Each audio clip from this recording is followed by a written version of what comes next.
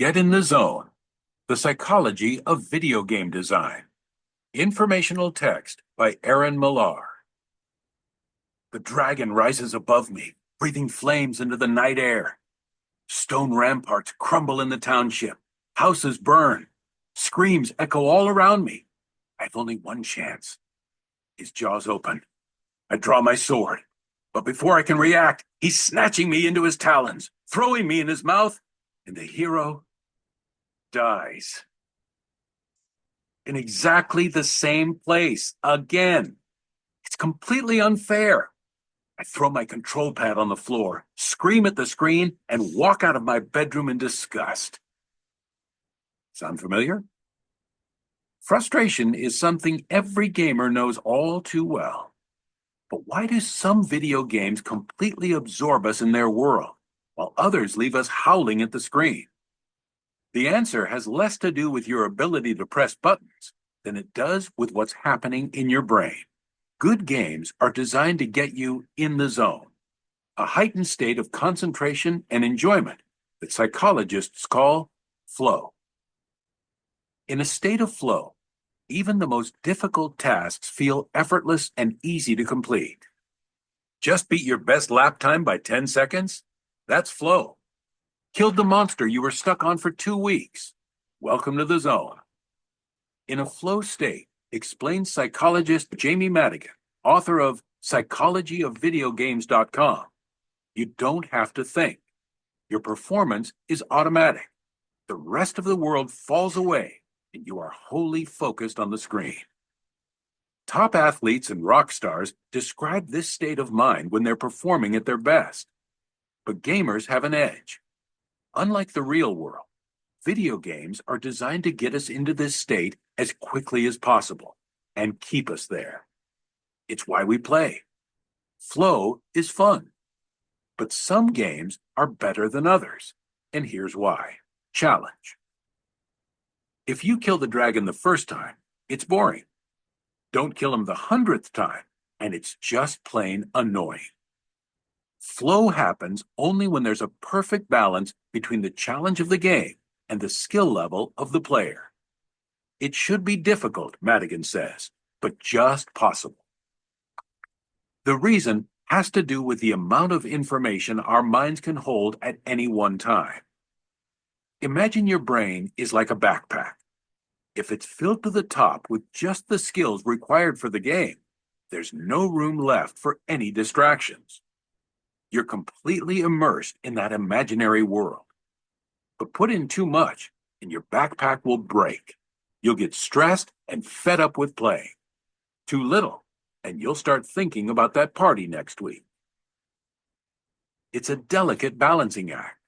In order to keep us in the zone, games have to increase their level of difficulty at precisely the same rate at which players improve their level of skill. And everyone's different.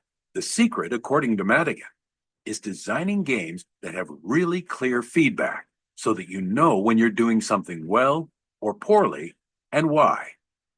Focus.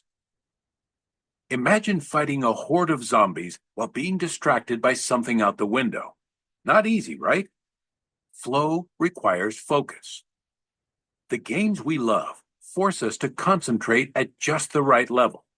But in order to get us in the zone, they must direct our concentration in the right way too. That's because focus, our ability to pay attention, is like a flashlight beam. It can only shine on one or two things at a time. Too much information or irrelevant info on screen, and our focus blows a fuse. We become disoriented, unmotivated, and unsure of what to do. The zombies win. Ever been lost in a dungeon, not sure if you're supposed to find a key, move a block, or start again? That's bad flow. The best game designers keep us in the zone by steering our attention, like movie directors, from one challenge to the next. We're simply along for the ride. Reward. Fighting the dragon should be fun, but we need a reason to keep trying too. Goals are built into games to keep us coming back for more. But goals without rewards are like pancakes without maple syrup. Hard to swallow and a lot less sweet. That's because rewards release a chemical called dopamine in our brain, which feels good. When you get an A+ on your test, that warm feeling inside is the reward center of your brain having a party. And that same chemical is released by virtual rewards too. Just leveled up or beat your best score? Hello, dopamine. The key, according to Madigan, is designing games with micro rewards that are linked to longer-term goals. Saving the king is a worthy mission, but should I storm the castle or sneak in undetected? The best games break long-term goals into clear, manageable chunks and reward us for achieving each one. Search the storeroom for a grappling hook. Steal the key from the guards. Scale the tallest tower. Bingo! The king's free and has just given me my own province to rule. Rewards are like fuel for flow. We need to keep filling up if we're going to slay the dragon, build our empire, and make it to the end of the game. Psychological edge. Tips for gamers. Games are most fun when the level of difficulty is just above your level of skill. It should be hard, but not impossible. If you're screaming at the screen, it's probably a mismatch.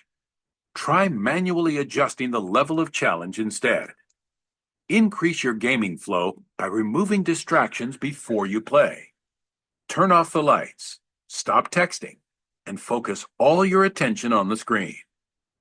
If the game feels too open-ended, or you're not sure what to do next, try breaking down big goals into more immediate and manageable chunks.